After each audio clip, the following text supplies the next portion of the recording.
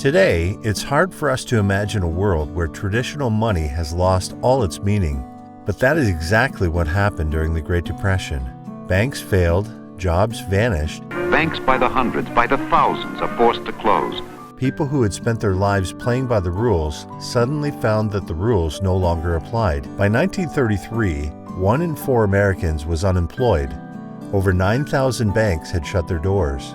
The dollar was still the nation's currency, but for millions of people, it had become little more than paper.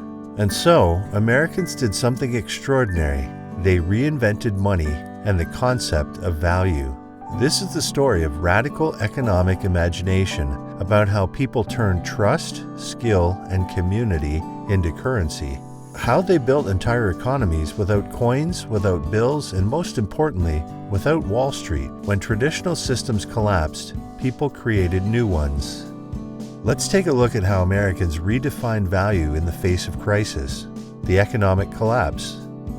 When the stock market crashed in 1929, it triggered a chain reaction. Where people who had the money but not the investment know-how could speculate in stocks and shares. At first, banks and businesses collapsed, but soon the fallout spread to workers and families. Farmers went into foreclosure. Small businesses couldn't make payroll.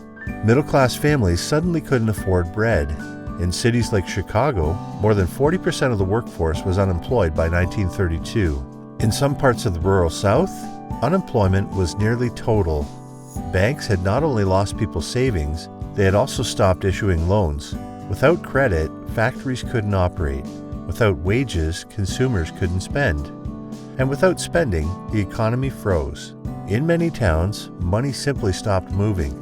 Grocery stores couldn't afford inventory, tenants couldn't pay rent. As a consequence, landlords couldn't maintain properties.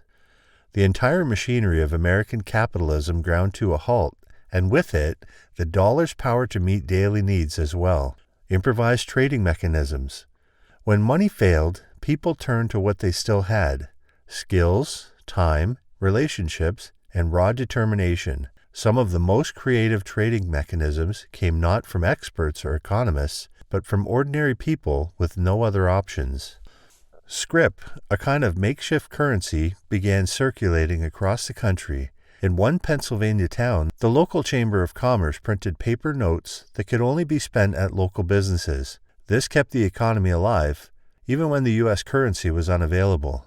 Lumber mills in Washington state paid their workers in company-issued scrip, which could be redeemed for food, tools, and clothing at affiliated stores. In some coal mine towns across Appalachia, miners were paid entirely in company scrip, effectively tying them to company towns where their earnings had no value outside employer-owned stores.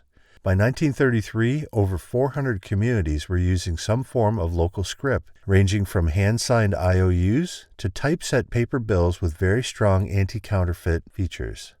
In rural Arkansas, groups of families created farm labor exchanges where workers would rotate through each other's land during harvest season. There was no cash exchanged, just a shared understanding. I help you today, you help me tomorrow. As traditional money lost its power, communities turned to old ideas made new again, most notably bartering. In towns across the country, families began exchanging what they had for what they needed.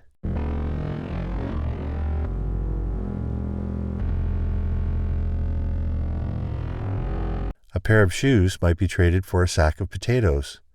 A man with carpentry skills could repair a broken door frame in return for firewood. A woman who knew how to sew might mend clothing for a neighbor who could offer eggs, soap, or canned vegetables.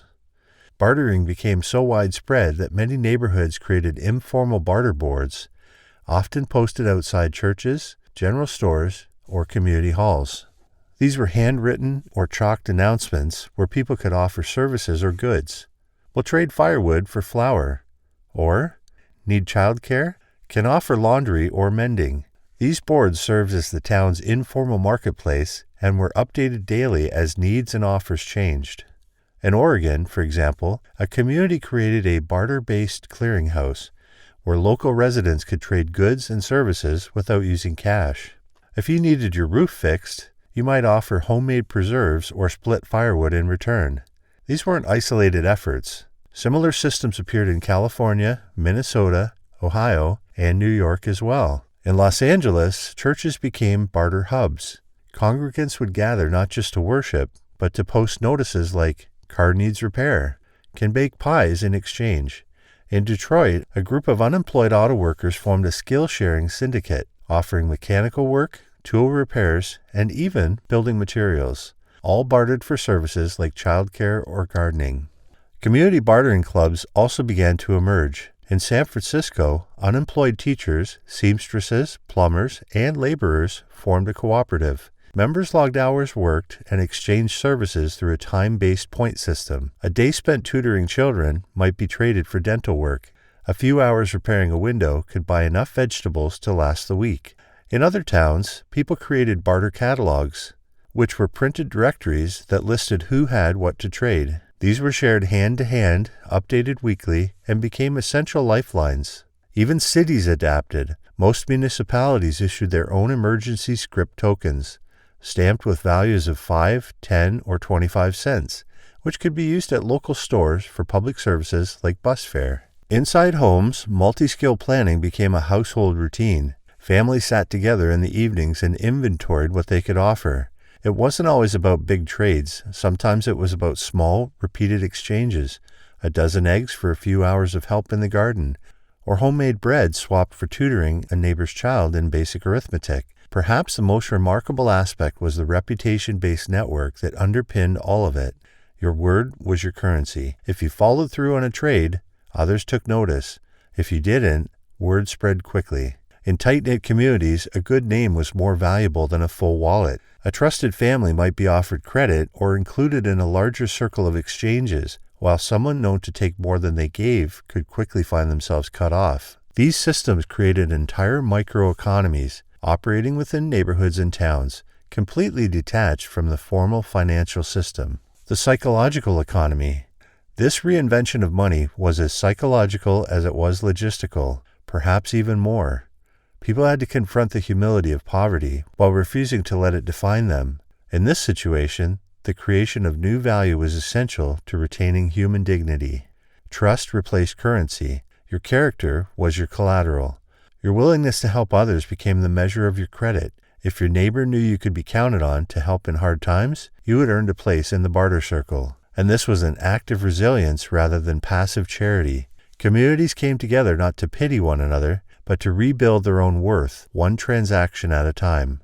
When the system failed, Americans redefined money through trust and skill.